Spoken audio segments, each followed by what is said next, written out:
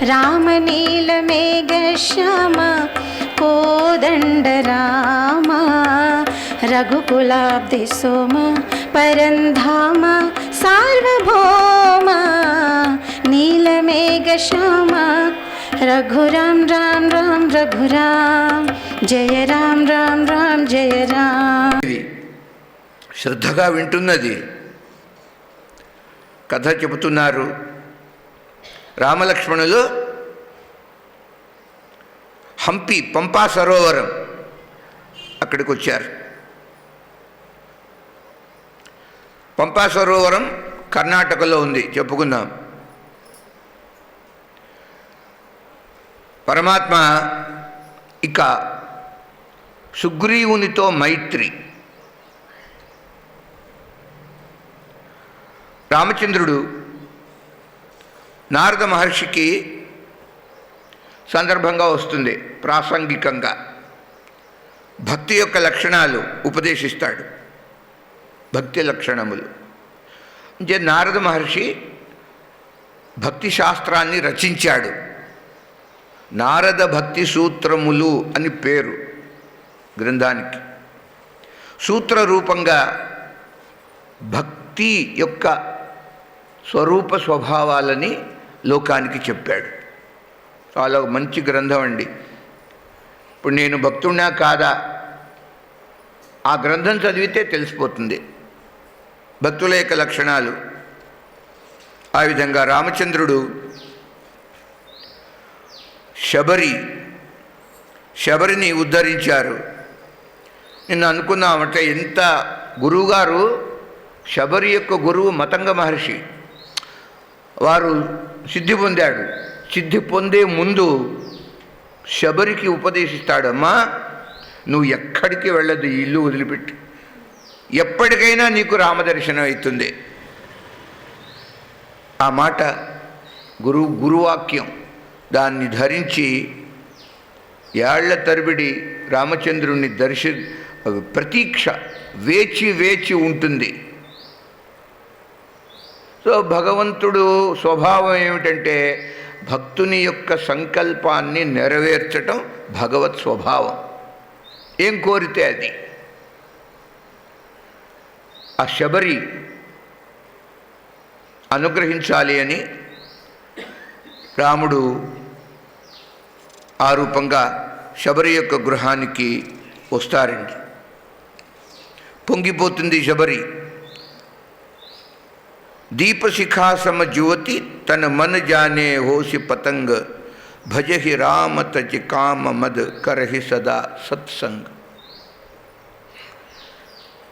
ఈ అరణ్యకాండ చివరిలో చాలా మంచి మాటలు తులసిదాస్ స్వామి అంటారు.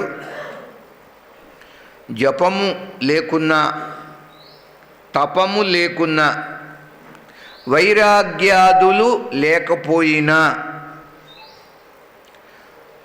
రావణుని అంతం చేసిన రామచంద్రమూర్తి యొక్క దివ్య చరిత్రని గానం చేసిన విన్న వారికి నిశ్చలమైన రామభక్తి కలుగుతుంది. అయ్యా మాకు జపం లేదు, తపం లేదు, ఏం పర్వాలా, నష్టమేం లేదు, రామచరిత్ర విను చాలు. ఇట్లా ఈ అరణ్యకాండ పఠనం చేసిన, శ్రవణం చేసిన కలిగే దృఢమైన రామభక్తి, రామభక్తి సామ్రాజ్యానికి పట్టం కట్టుకున్న వాళ్ళం అవుతాం. కనుక విశేషంగా భజహి రామ తజి కామ మద, కామక్రోధాలను త్యజించి రామ భజన. భజన అంటే లోకంలో భజన ఇదే భజన అనుకుంటారు. ఇప్పుడు రోజు చేస్తున్న చప్పట్లు లేదు, తాళం కొట్టడం. భజన ఇది కాదండి. భజ అంటే సేవించుట. భజ సేవాయాం అని ధాతు. భజన అనగా భగవత్ సేవ. అది అనేక రకాలు, ఎవరి మార్గం వారిది. ఎవరికి ఎటువంటి అవకాశం ఉంటే, శక్తి సామర్థ్యాలుంటే, మనసులో సంస్కారం అనే ఒకటి ఉంటుంది. అది జన్మజన్మలకి బ్రాటోవర్ అవుతూ ఉంటుంది. ఇప్పుడు కూడా ఆ సంస్కారమే పనిచేస్తుంది.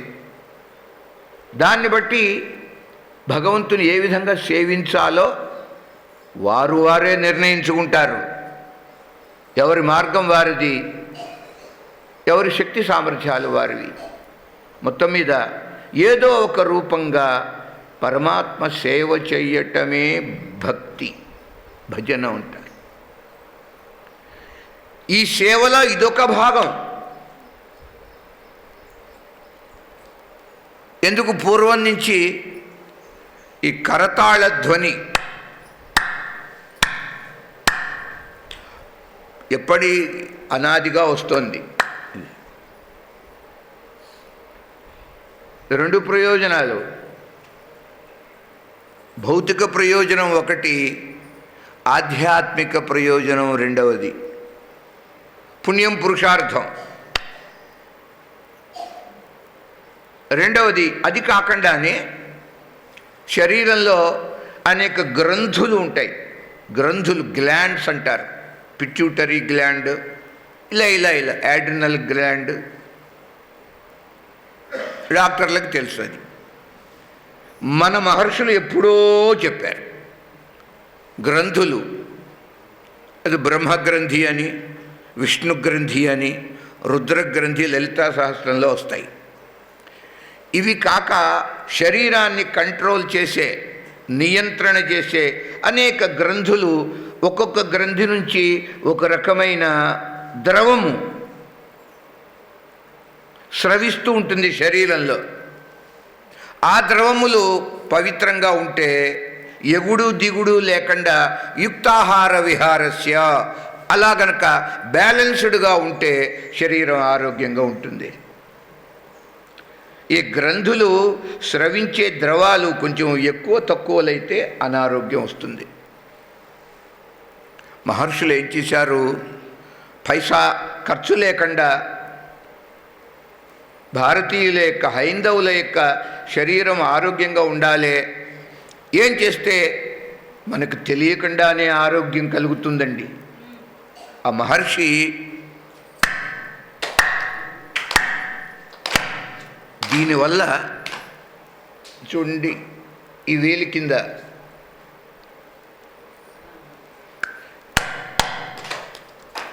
ఇది లేటెస్ట్ వైద్యం.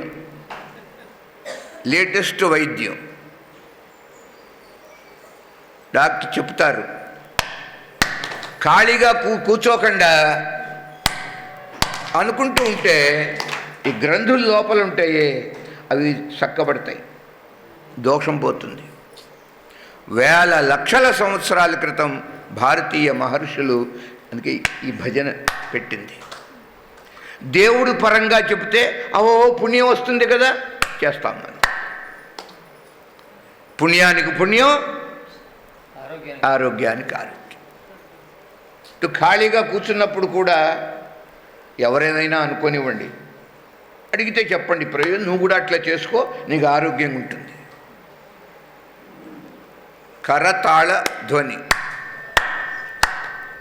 అందువలన భజహి రామ తజి కామక్రోధాలను వదిలి కరహి సదా సత్సంగ, నిత్యము సత్సంగము చేయుము. ఈ మాటతో అరణ్యకాండ ముగిసింది. సత్సంగము చెయ్యండి అన్న మాటతో ముగిసింది అరణ్యకాండ. ఈ సత్సంగ, సదా సత్సంగ అన్న మాట ఈ సత్సంగ సదనంలో చెప్పుకోవటం ఉన్నదే చాలా అది అన్వర్థం. అన్వర్థం అంటే సార్థకం, మీనింగ్ఫుల్. ఇప్పుడు ఇంతకంటే పరమార్థం ఏముంది? సత్సంగ అనే శబ్దంతో తులసీదాసు ఈ కాండని ముగించాడు. భక్తవత్సల భగవానికి జయ. కిష్కింధకాండ చాలా చిన్నది రామాయణంలో, తులసి రామాయణం. అయినా సరే రాశి తక్కువైన వాసి గొప్పది, క్వాలిటీ. ఎట్లా ప్రారంభమవుతున్నది? పరమేశ్వరుని యొక్క నివాస భూమి ఆనందవనం. ఏమిటి ఆనందవనం? దీన్ని అంటారు ఆనందవనం అని. కాశీ, కాశీకి ఆనందవనము అని పేరు. మహాశ్మశానం కూడా అదే. అట్టి ఆనందవన అధిపతి పరమేశ్వరుడు శివ ప్రార్థనతో ఈ కిష్కింధాకాండ ఆరంభం చేస్తున్నారండి. కాశీ క్షేత్ర వర్ణనతో పార్వతీ పరమేశ్వరుల్ని నమస్కారం చేశాడు. నమశివాభ్యాం నవయౌవనాభ్యాం పరస్పర ఆశ్లిష్ట వపుర్ధరాభ్యాం నగేంద్ర కన్యా వృషకేతనాభ్యాం నమో నమః శంకర పార్వతీభ్యాం. కళాభ్యాం చూడాలంకృత శశికళాభ్యాం నిజ తపఃఫలాభ్యాం భక్తేషు ప్రకటిత ఫలాభ్యాం భవతు మే శివాభ్యాం అష్టోక త్రిభువన శివాభ్యాం హృది పునర్భవాభ్యాం ఆనంద స్ఫురదనుభవాభ్యాం నతిః ఇయం. త్రైవేద్యం హృద్యం త్రిపురహరమాద్యం త్రినయనం జటాభారోదారం చలదురగహారం మృగధరం మహాదేవం దేవం మయి సదయ భావం పశుపతిం చిదాలంబం సాంబం శివం అతి విడంబం హృది భజే. శివపార్వతుల యొక్క స్మరణతో కిష్కింధాకాండ ప్రారంభమవుతున్నది. జీవ తులసి తనకి తాను చెప్పుకుంటున్నాడు. తనలో ఉన్న జీవుడు, జీవాత్మ, వానిని సంబోధిస్తూ అడ్రస్ చేస్తూ ఈ మాట అంటున్నాడు తులసి.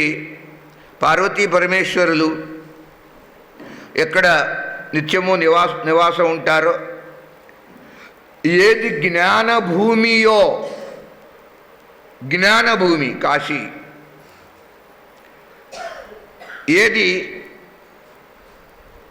అక్కడ మరణించిన వారికి మోక్షం ఇస్తుందో, కాశీ మరత ముక్తి కరత లేత రామనాం కాశ్యాంతు మరణాత్ ముక్తి అని కాశీఖండం. అందువల్ల ముక్తిప్రదాయిని కాశీక్షేత్రం. ఎందుకు నువ్వు ఆ కాశీని క్షేత్రాన్ని సేవింపకుండా ఉన్నావే ఓ మనసా?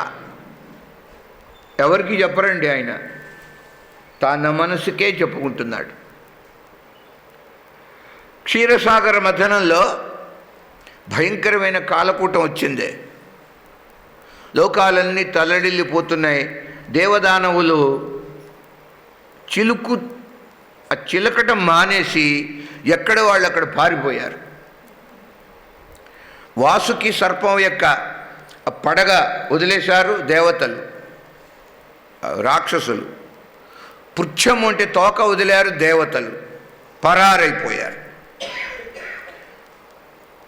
ఈ చిలకటం ఆగిపోయింది, మథనం. అప్పుడు దేవదానవులు, బ్రహ్మదేవుడు, వీరందరూ ఎవరండి? ఇప్పుడు కాలకూట విషం కక్కింది, కాలకూటం వచ్చింది అక క్షీరసాగరంలో ఇచ్చి. అమృతం మాట దేవుడెరుగు, ముందు విషం వచ్చింది. ఎంత పరమార్థమో చూడండి కథలో.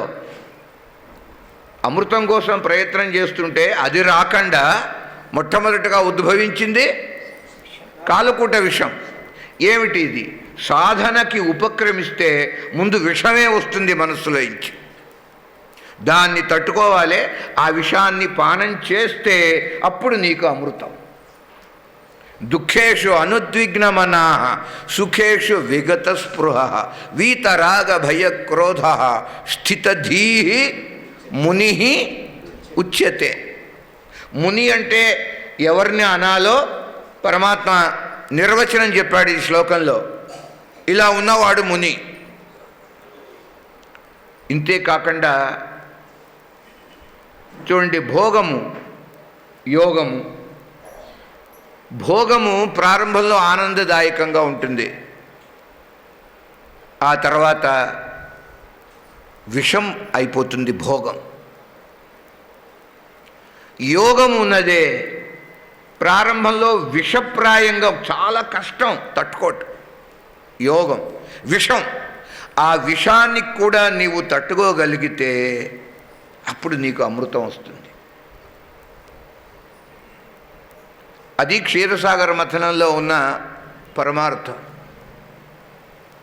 అది గ్రహించాలి. ఊరికే కథ వింటాం కాదు. ఎన్నిసార్లు వింటా కథ? ఇప్పుడు ఎన్ని భాగవత సప్తాహాలు అయినాయి ఇక్కడ? ఎన్ని అయినాయి భాగవత సప్తాహాలు? ఎన్ని చేశారండి ఇక్కడ? అబ్బా, షష్ఠి పూర్తయింది భాగవత సప్తాహానికి. వాసుదేవా, మరి కథలే విన్నారా? తత్వం కూడా విన్నారా? భాగవత ప్రతి ఘట్టానికి ప్రతి ప్రసంగానికి భక్తి జ్ఞాన వైరాగ్యములు కలగటమే ఫలం. రకరకాలుగా చెప్పాడు కథలు వ్యాసుడు. అన్ని కథలకి ఈ మూడే ప్రయోజనం. ఈ రహస్యాన్ని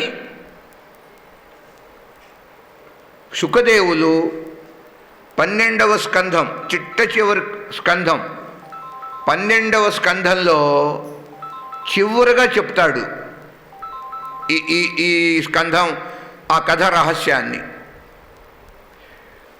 అడుగుతాడు, ప్రశ్న వేశాడు పరీక్షిత్తుని. రాజా, 7 రోజులు రాత్రింబవళ్ళు విశ్రాంతి లేకుండా, ఈ కాలంలో భాగవత సప్తాహాలు మహా అయితే ఉదయం 3, సాయంత్రం 3 గంటలు, 6 గంటలు, అంటే ఎన్నో భాగం రాత్రింబవళ్లలో 4వ వంతు. రోజుకి 6 గంటలే. ఆ తర్వాత మాకు కూర్చోడానికి ఓపిక ఉన్న శ్రోతలకి ఓపిక ఉండదు. అయిపోయింది, బ్యాటరీ వీక్ అయిపోతుంది. అప్పటికే బ్యాటరీ వీక్ అయితే ఇది బంద్ చేయదు, మళ్ళీ రీఛార్జ్ చేసుకోవాలి. కానీ శ్రీశుకుల వారు భాగవతం చెప్పటం మొదలుపెట్టి వారం రోజులు రాత్రి పగలు కూడా కార్యక్రమం జరిగింది. విశ్రాంతి లేదండి. చెప్పేవారికి విశ్రాంతి లేదు, వినేవాళ్ళకి విశ్రాంతి లేదు. అసలు వారిద్దరూ విశ్రాంతిని కోరల.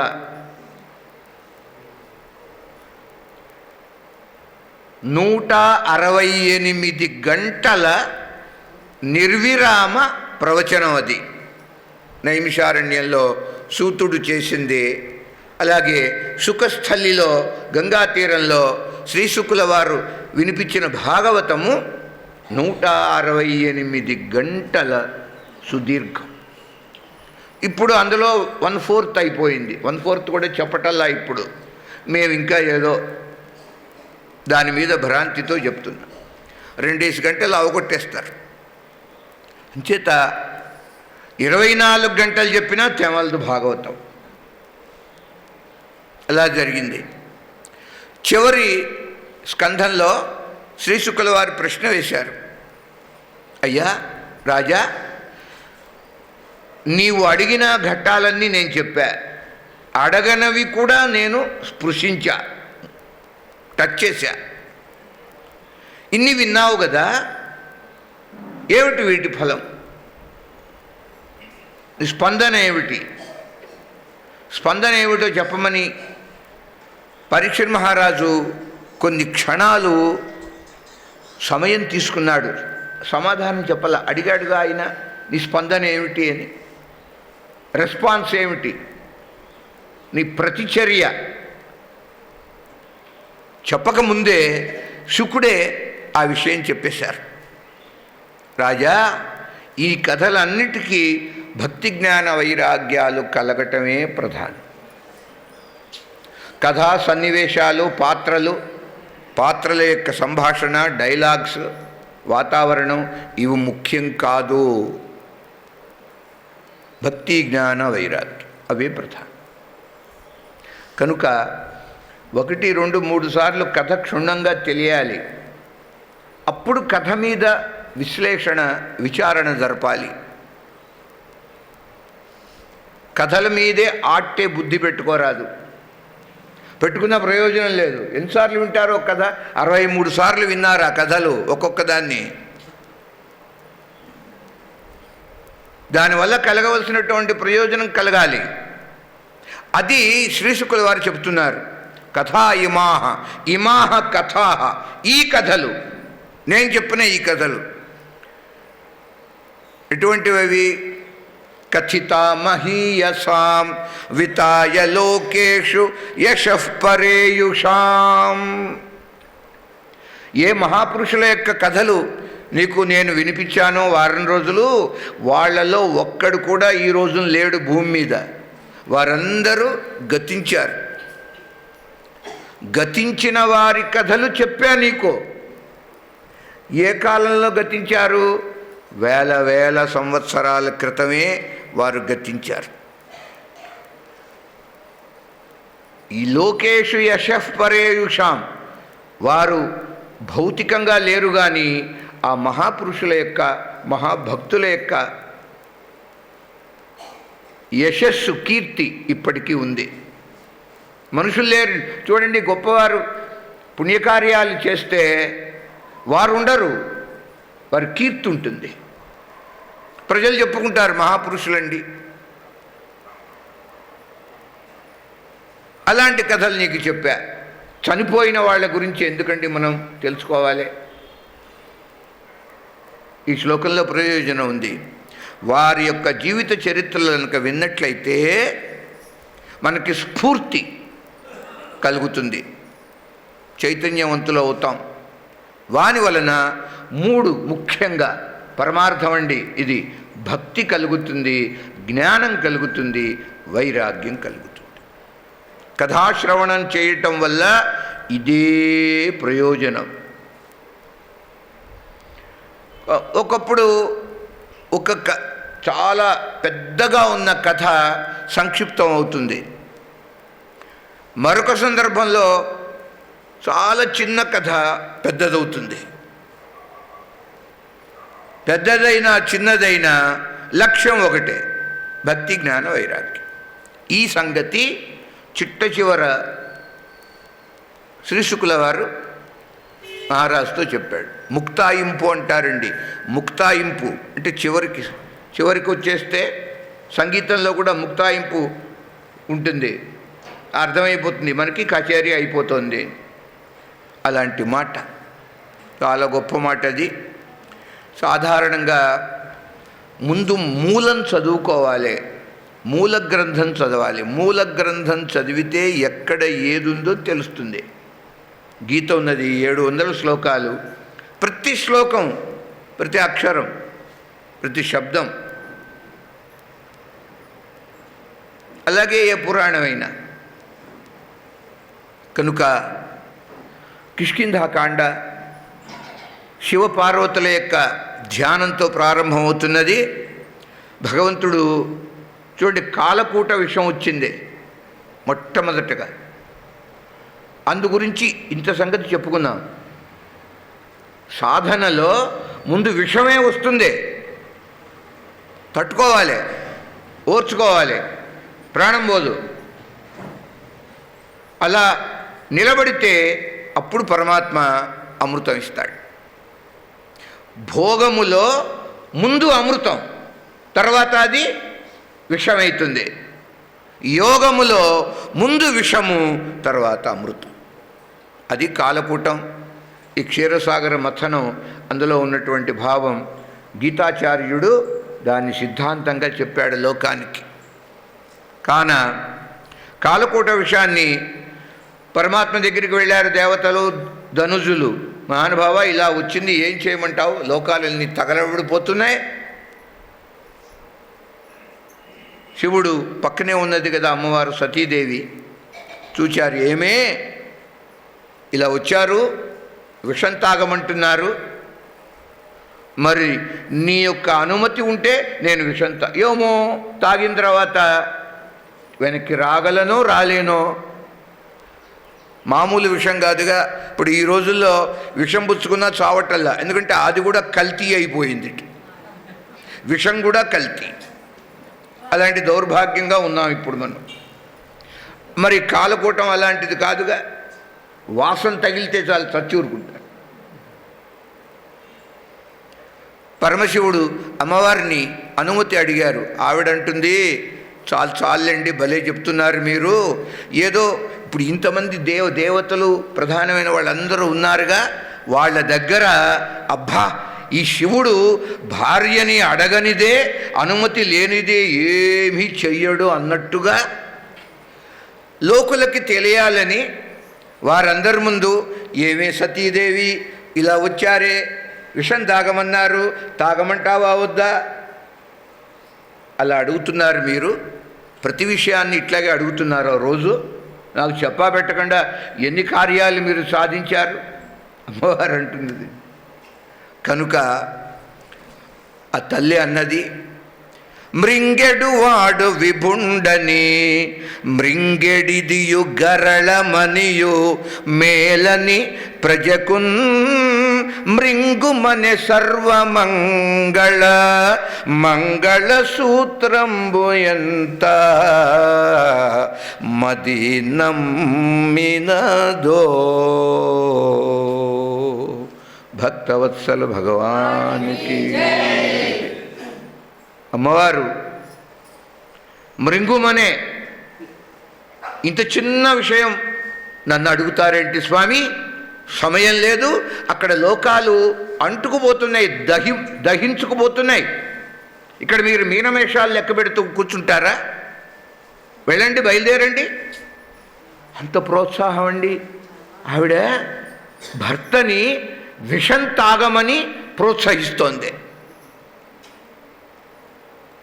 అదేమన్నా పాయసమా? పాయిజన్. పాయిజన్ అంటే ఇంగ్లీష్లో విషం, పాయిజన్. అది పాయసం కాదు.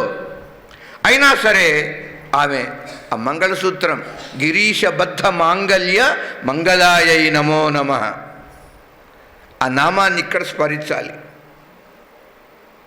కనుక కాలకూట విషం పరమాత్మ వెళ్ళాడు. ఆ విషమంతా అట్లా పరుచుకుపోయింది, విస్తరించింది. విస్తరించిన విషాన్ని పరమశివుడు పోగు చేశారట ఒక చోటకి. ఇలా పోగు చేసి ఈ ఎడమ హస్తంలో ఇలా పెట్టుకుని ఒక గోలి వేసుకుంటామే రోగానికి, అది గోలీలాగా చేసి మళ్ళీ అది ఈ కుడి చేతి మీద పెట్టుకుని తస్మాదిదం గరం భుంజే అన్నారండి. ఈ విషాన్ని నేను భుజిస్తాను. ఎందుకొరకు? ఈ లోకాలన్నీ సుఖంగా ఉండటం కోసం. అలా అని విషపానం చేశాడు. ఆ రోజున శివుడే విషం పానం చేయకపోతే ఇవాళ ఈ లోకాలు లేవు.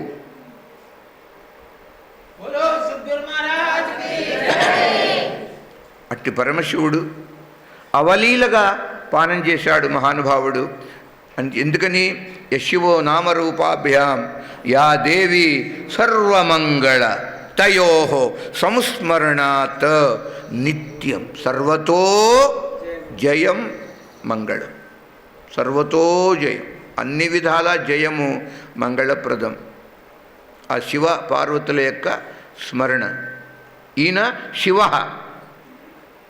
ఈయనగారు శివుడు. ఎట్లా శివుడు?